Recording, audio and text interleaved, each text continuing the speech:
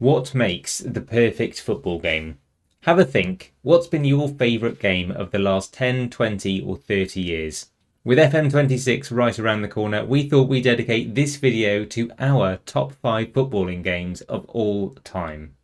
And we're going to list 3 of the fundamentals that we believe make the perfect football game as well. Towards the end of the video, we'll also showcase how PC gamers amongst you can play the best football game you've never heard of. And as with all of our videos, it's all time-stamped, so join me, won't you, in this tribute to the goated football sims. So in at number 5, and we're going back 11 years here, to FIFA 14. Now famously, I have beef with FIFA. I think it's a heap of unbalanced shit, a gateway to microtransaction hell, and just a stain on society for the most part. All that said, I also have to say, I do have a soft spot for its Pro Clubs mode. Now, first introduced in 2009, it remains the mode that's probably the best online experience you can have in a football sim, and plenty of games have tried to mimic that fixed player in a multiplayer match scenario. Most recently, Rematch has arrived on the scene, and it's a five-a-side Rocket League-esque arcade feel. But, although initially fun, the game dries up for replayability, and this for me is owing to the fact that there's little to nothing riding on every match you play. But that's where Pro Clubs succeeds. The league progression system is top notch, and so long as you've got a party of 3 or 4 of you, this mode also allows you to develop your own player and take them to heightened ability playing that full 11v11 match day. It's what is missing in basically every other football game out there at the moment. So why have I selected FIFA 14? Why not any of its predecessors? Well, FIFA 14 saw the introduction of true player motion and an advanced shooting mechanic to boot, which made the jump from 13 feel all that much more bigger, and it was also the year that I feel the balancing behind the player development in this instalment of Pro Clubs specifically was at its peak. Now I do have to say then that this mode has seen little bar cosmetic improvements ever since, and a fair amount of balancing erosion as well. The on-field fairness was at an all-time low, I felt, in EA FC 24, and I don't have the highest hopes for the latest version, EA FC 26, which has essentially had the same match engine for well over a decade. I will credit FIFA and EAFC then with the fact that it has had some of the best game mode innovations for any football sim out there, but I'll caveat that with the fact that it's taken 13 years for them to update El Shaarawy's face. That for me is testament to the fact that they've basically sold the same game for as many years in a row, so where credit is due, I will quickly retract any respect offered. Next up at number 4, I'm going to go with an absolute classic. PES 6. Now this is the infamous Adriano-fronted instalment of Pro Evolution Soccer, which was previously known as ISS and now of course is known as eFootball. So PES 6 and Konami won the war on FIFA on 2 fronts back in 2005, as it was by far the more freeing experience on the pitch, which was often the triumph at the time for EA's noisy neighbour, and the very factor that began its ascendancy. But the off-the-pitch experience and customizability of this game knew no bounds. This is perhaps the first fundamental then of the perfect football game, how modifiable it can be. As with that element comes longevity, updating transfers, leagues, kits, etc. So if the end user can quickly apply season updates, you're onto a winner. And this doesn't have to even be that technical, it can just be a bog standard functional edit mode that I'm talking about here. Just don't lock the shit down is what I'm saying. For me then, PES 6 was the first game to get patched left, right and centre, and what that resulted in was a batch file of kits, licensed clubs, stadia, balls, boots, the whole shebang. And you could even get new player faces, haircuts and tattoos. Marry that then with updated rosters and transfer realness applied, and it was sensational. The pièce de résistance was the fact that you could choose to play in your home kit shirt, but edit the shorts and socks to be your second or third kit options. Honestly, that is such a simple touch, but I'll be shagged if you've seen anything like it in any football game since. Roll all that up then with Adriano and that 99 shot power the flowering of that absolutely legendary Master League team, and the start of something magical when it came to the crazy Konami soundtracks, you've got yourself one of the greatest games of all time. On to number 3 then, and it's a toss-up really, as I know what I'd like to call my favourite football game of all time, but I'm torn between then the positioning of these next two. For number 3 then, I'm going to start with SmokePatch 18, which is better known as the SP mod for PES 2018.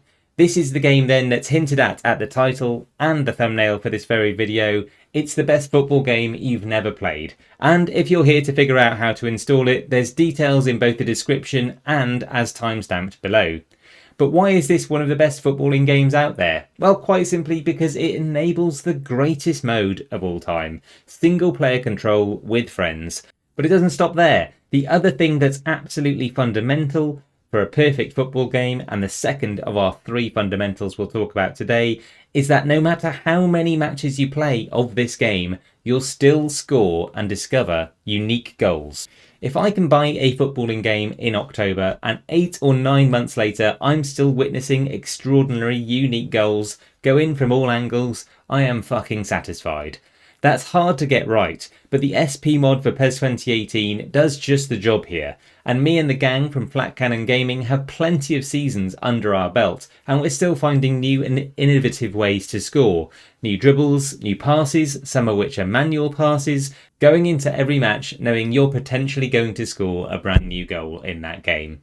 The mode itself that makes it a bit more rewarding though, and the way that we play this game at Flat Cannon Gaming, is the gaping hole in the football game market.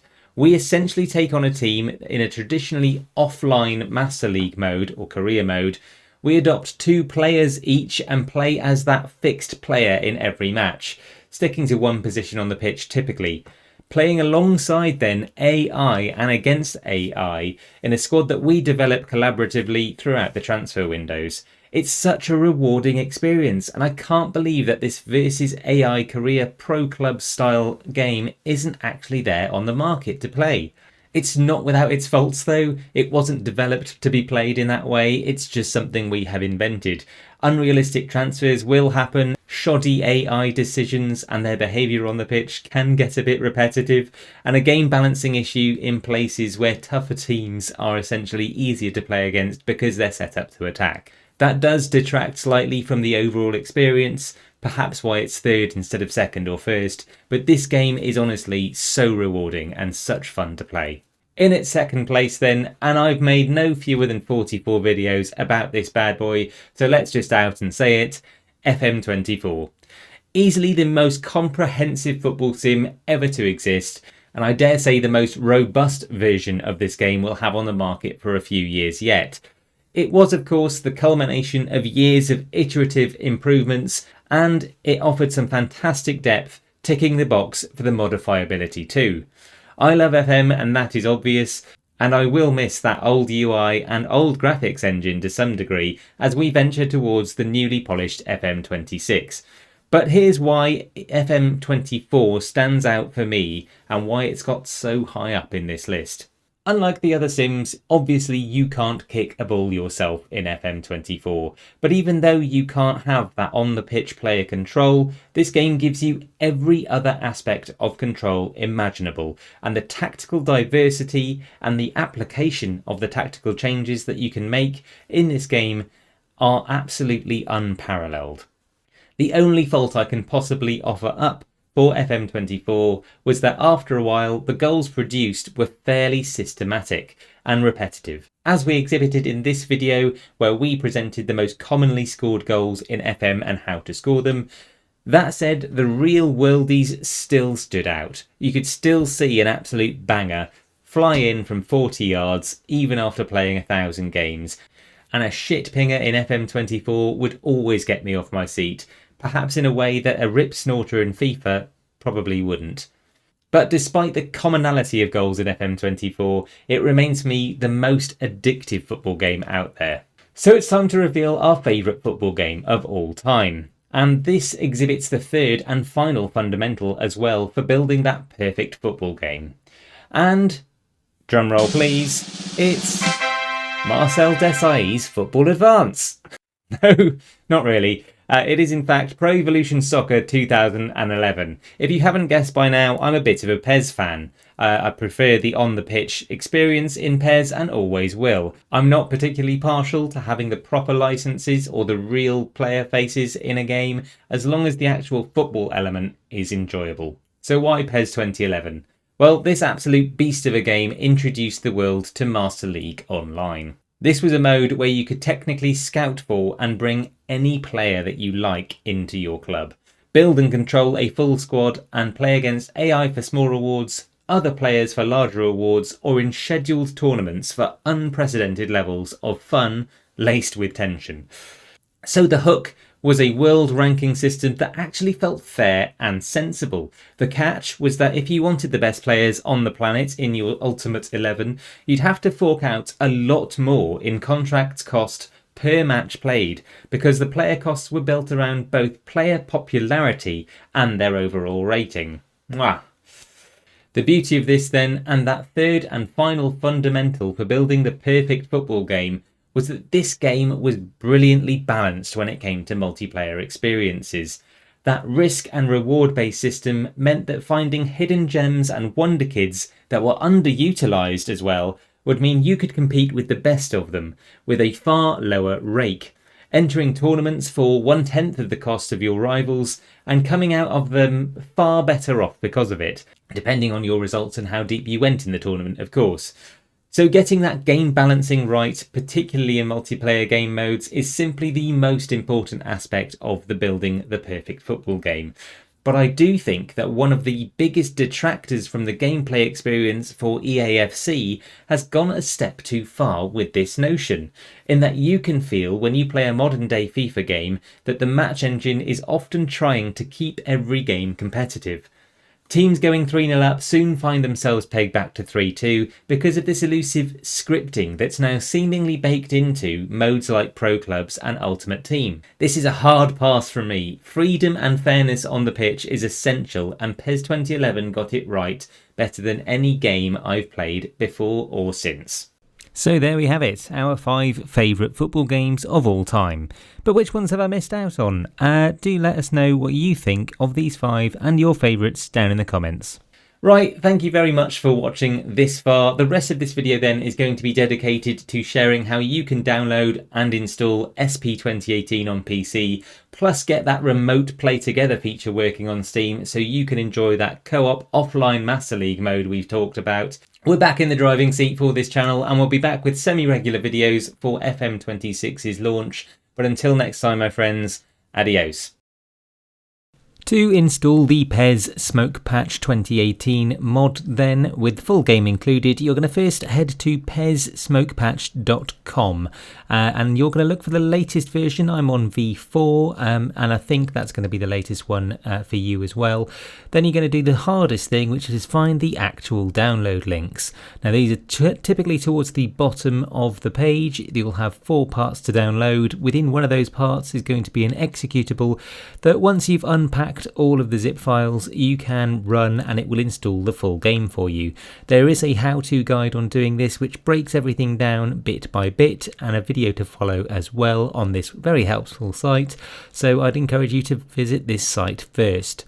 I will also say though that you can go to PES modding once you are installed, or Reddit /WEPES to look for the latest option files and edit files which will help you bring the game up to parity when it comes to transfers, kits and licenses.